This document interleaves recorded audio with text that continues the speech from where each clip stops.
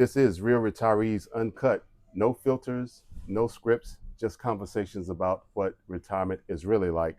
So let's meet today's real retirees as a couple. Please give me your names, your age, and where you're from.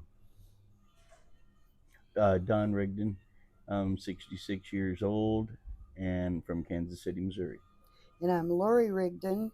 I'm 68 years old, originally from Southern California, and now Kansas City, Missouri. Okay. Now, when do you all retire, and from what career fields did you retire from? Well, I retired in 2016 from the Department of Child Support Services in Riverside County, California. Hmm. And I just retired in January from Marine Corps Community Services in Kansas City. Um, I got vested finally, and I was able to buy back my active duty time from when I was in active Marine. So that added to my retirement, helped boost the pension a little bit. So Absolutely. that's what I did, Yeah. accounting. Now, what drove your decisions to retire? I'll ask both of you. And was there a certain point in time where you said, enough is enough, it's time to go, and you made that decision? For me, yes. I'd been with the Department of Child Support at that point for 16 years, and prior to that, I had other county positions, but the county was changing. I originally had planned to stay another 5 years, but the county was changing, the budgets were changing. They were trying to force, I was an IT professional, information technology, and they were trying to force all agencies within the county to work under one single IT umbrella. And that's like putting a Volkswagen mechanic into a Mercedes shop. If you specialize in child support, how do you support the sheriff's department? Right. How do you support the county hospital, Hmm. etc.? So for me, I wasn't going to go under that county umbrella, and I said, enough is enough. I'm out. Hmm. And I took my retirement and ran. Okay. Yeah, for me, I had planned to. We crunched a lot of numbers, and you might want to do this when y'all are getting close to your retirement too. That my maximum was at 66 and 8 months for my Social Security. Of course, 72 is even higher, but who wants to work until they're 72 and have very few years to actually enjoy it? Hmm. So we looked at what the difference would be in January, money wise, and it was a few $100s. Well, you recoup that in no time, by receiving your benefits. Plus, there was a lot of things going on at community services, artificial intelligence, and all that was starting to deplete the personnel Yeah. required to fulfill the mission. Plus, they were cutting back on a lot of things like, well, I call it humanization, Hmm. personal contact with the Marines in the field. They were pulling back on that, and I didn't want have Right. anything to do with that. And And I, decided it was time to go. well, yeah, I'd taken care of that baby for 5 years, and it really was something I had invested. Yeah. And I talked to a lot of these guys in the field, and to let them go and give them no more support, I felt good about Hmm. getting Right. out of there. And and you'll hear this sometimes.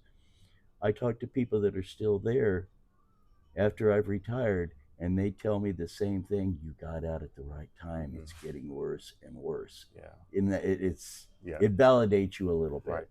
Now, what was your approaches to savings when you knew that you were going to retire in the next few years, or even before that? How did you save and plan and invest to make sure that you would be financially stable in retirement?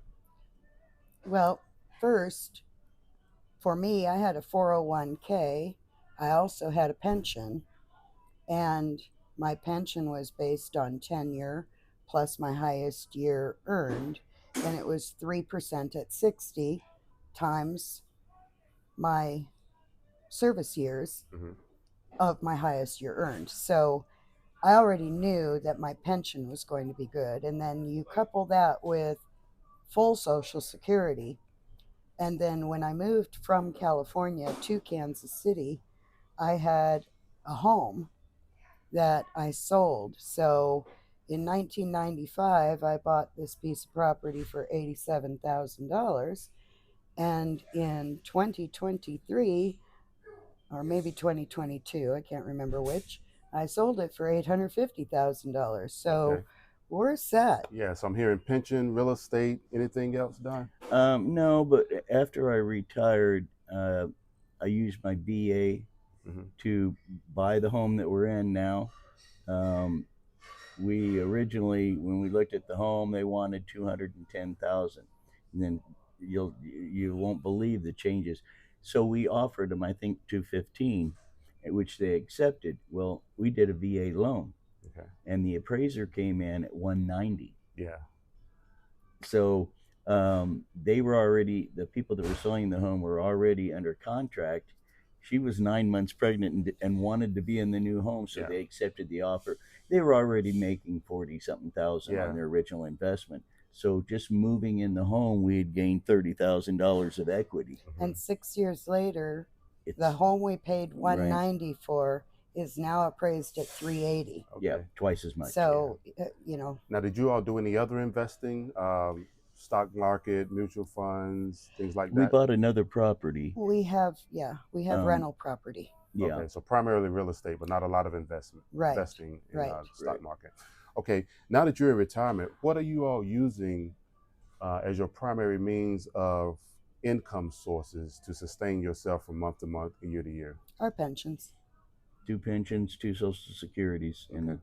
we're able to put, we watch. She does a spreadsheet, and we're able to watch pretty much what we spend, and we're able to put between About three 5,000 a month three to away. $5,000 Oh, so you're a still month. saving? Yes. Oh yeah, Okay. we have a savings account. Okay, and that leads to my next question. I talk to a lot of people, and they say that after they've saved for 30 or 40 years, it's hard to flip that switch and go from the savings mentality to a spending mentality. So, have you all experienced that? Because you say you're still saving. No. No, because we buy what we want, we do what we Okay. want, and we still save. Right. So you Mhm. save and you spend. Right. Right. All right. Simultaneously. We're just not extravagant. I got you. I Yeah, got you. we live comfortably, probably under our means. I Mhm. mean, we could have afforded a bigger house, a nicer, more fancy house. We We don't need bought it. a 1964 home that's 4 bedroom, 3 bath with 3/4 of an acre in the Mhm. backyard. We're comfortable. We love our house. We made it And our own. we'll be there until we die. Okay. Are you concerned that your savings will continue to grow to the point that you won't be able to spend it and you'll end up passing it on to someone else? We have kids. Yeah. Yeah, We- they'll be more than happy to get some of that. Okay. Yeah. If there's anything left, they'll have it. Yeah. In your planning, did you all use a financial advisor or did you do it all yourself? We have a financial advisor, but my husband he has 2 degrees, one in accounting and one in finance. Okay. So, Right. and I'm a pretty smart cookie myself. So Yep. I think we're doing okay. All right. You mentioned Social Security earlier. What age again did you take Social Security? He took it just 66 and 2 months. Okay. yeah, and I took it at 62 and a half, I believe. So let me ask you this. Why did you take it when you took it at 66 and 62 respectively? Why did you take it then as opposed to waiting until, let's say, 67 or 70? For me, I did the math, and the difference between taking it at 66 versus taking it at 62 and a half was $150 a month. Mm-hmm. Well, by the time you factor in the amount of money between 62 and a half and 66, I wasn't gaining anything. Right. So it made sense to take it then, and I'm doing fine. Okay. And being the accountant, I'm sure you ran the numbers too, right, Don? Right, and that's what we did when we sat down, when I decided to pull the string in January instead of August, which would have been 66 and 8, Yeah. which is the next milestone in Social I Security. think The it was difference, like $50 it or was something. it was not significant enough for me to put in that extra time and start drawing, because, like I said, it was becoming somewhat volatile. Why Yeah. do you want to play that roulette game? Yeah. What is a typical day like for the both of you now? Just kind of walk me through your day from the time you get up in the morning until late evening on a normal day. Well, we're pretty active. So we get up when we get up. There's no alarms. We sleep in if we want to. We get up early if we want to, or when our dog tells us to.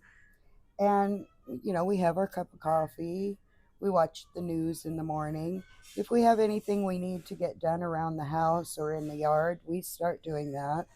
Um, his his stepmother lives around the corner from us, and she's 83. So we'll go over there and help her with her yard work, or Hmm. if she needs anything. A lot of times we don't really plan anything. We just relax and enjoy. Although we do shoot competitive pool 2 nights a week.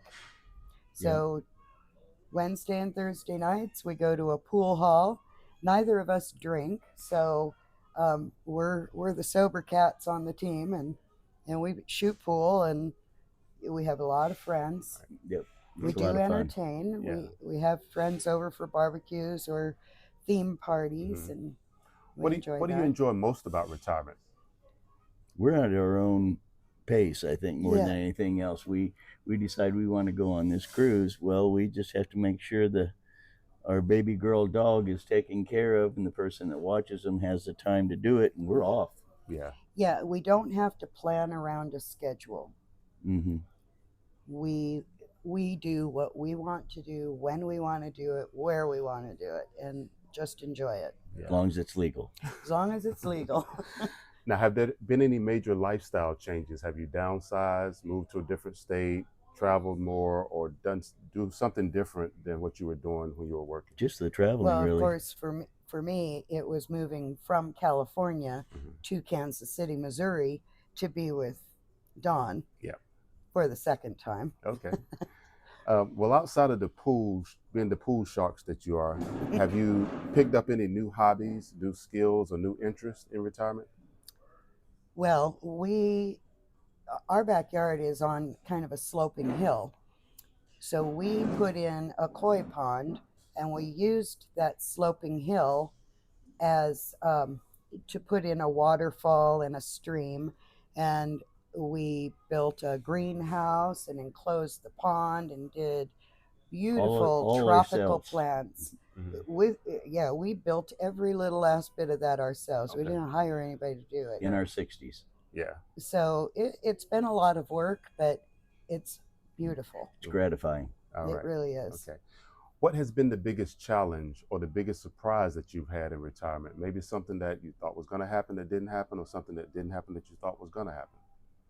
Actually, the only thing that we really have concerns on right now, of course, we did, like I said, have invested in a property, and that was so that our son could move out from Washington and bring his family, and we put them on a 5 year rent to own kind of lease situation. Hmm. So we always worry about how he's doing. Yeah. And there's a few times that he's had to make a couple of payments in a month, and we have an account set up Hmm. so that in the 5 years, when the 5 years are over, he's supposed to buy us out, and he's actually been paying more money to be set aside for that purpose. Hmm. So a portion of his rent goes toward the house payment, and another portion of his rent goes toward his down payment when he buys us out, Yeah. and we hold on to that. Well, there's been a couple of times in the last 3 years that he's called up and said, "Hey, I'm going to be a little late with the payment,"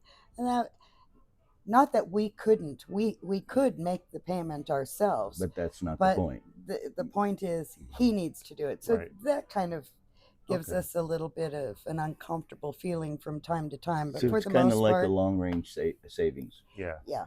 You mentioned kids a couple times. Have you done any estate planning, trusts, wills, power of attorneys? We We talk have about an it. attorney Yeah. who is going to do that for us. We Right. just have to schedule the appointment with him. Okay. We've already talked Yeah. pretty extensively with him about it.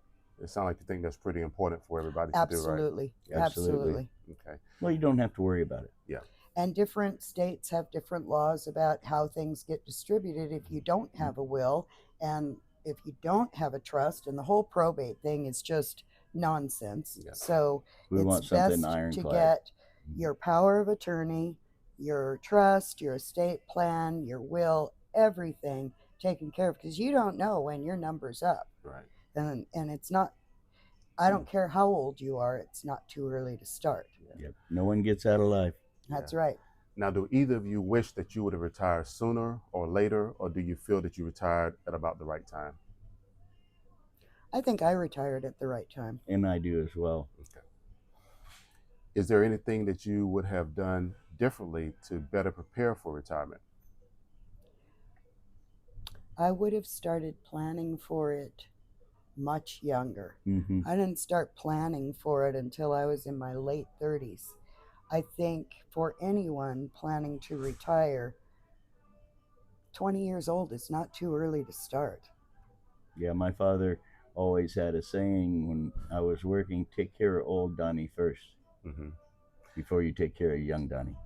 And when you were thinking about retirement, where did you primarily get your guidance or your advice from to kind of put you on the right path?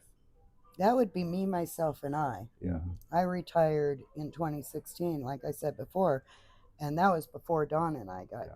together. But this is the second time we've been married to each other. Yeah. Mhm. So we went 40 years between the first marriage and this marriage before we got married again. So when I retired, I was still in California, Mhm. and um, I just crunched numbers, looked at my future. I've always been a forward thinker. Mhm. So I've always looked toward the future to see where am I going to be in 10 years, 15 years, 20 So years. you kind of did it all yourself. Yes, Mhm. Would it be safe to say that you think that channels like this would be helpful for people that's approaching retirement? definitely. Absolutely. You can't Definitely. have too much information. Hmm. Right. Okay. Tell me a couple things that you're glad that you never have to deal with again when it comes to the workplace. That 8 to 5 traffic, that is a bear. The traffic is definite, and the alarm clock. Yeah, and mine was basically the politics involved. I loved the work. If you put me in a room and told me I want this done from this day to this, and I just had to deal with the work, no problem at all. I do not deal well with politics, and that personal nail biting as to who's going to do what or Yeah, I have whatever. to agree with that because I was also in a government position, and there's a lot of politics, especially in government. The director of our department said to me, or I said to him one time, I don't do politics, that's what you're here for. He said, I don't tell you how to do your job, don't tell me how to do mine. Right. Mm. Politicians shouldn't use big words they don't understand, like IT. Yeah. He laughed, he laughed, yeah. How would you define retirement success? If you had to sum it up in a few words or sentences, what is a successful retirement to you? Being able to enjoy your time. Right, I being mean, when you able to get to live that end, comfortably. yeah, when you get to that point of your life, you really need to be able to enjoy it. You've spent the majority of your life toiling. So I think your retirement years should be the years that you're able to enjoy the time you have left. Yeah. And do what you want, what makes you happy. Hmm. Find a hobby, but always keep busy. Yeah. Okay. Always. Yeah. And what is some general advice that you can give to someone maybe 5 to 10 years from retirement? Maybe something that we haven't already covered. Plan for that retirement, but don't plan for the retirement as if it's tomorrow. Plan for what's going to happen when you're 70, when you're 80, when you're 90, because people are living much longer now. So you need to. Don's dad lived to be 100 years old. When he was 95, they were sitting down doing taxes, and his dad was shaking his head. And Don asked him, "What's wrong, Dad?" And he said, "I'm just pissed off." He said, "Why?" He said, "Because I wasn't supposed to live this long. I didn't plan my money to last this long." So you never know. Yeah. So he So outlived his money? He no, still did actually, he fine. did quite well. Yeah, Okay. he He did did really quite well. well. But the annuity that he had, he had to keep backing off of. He didn't need that money, but he You had to know, keep at, backing at off one of. point, he had a couple $1 million. and then he had $1 million, and then 10 years later he's got $500,000, Mm-hmm. and he's looking at it saying, how much longer am I going to live? Yeah. Well, plan, because you could live that long. Make sure your money's going to sustain you. Make sure you can still live comfortably Yeah. and enjoy every bit of what you have left. Yeah. And you don't know what that is. Yeah. So plan. All right. Well, that has been some very valuable advice. I really do appreciate your time and all the things that you shared with the audience today. Please like, share, and subscribe to the channel.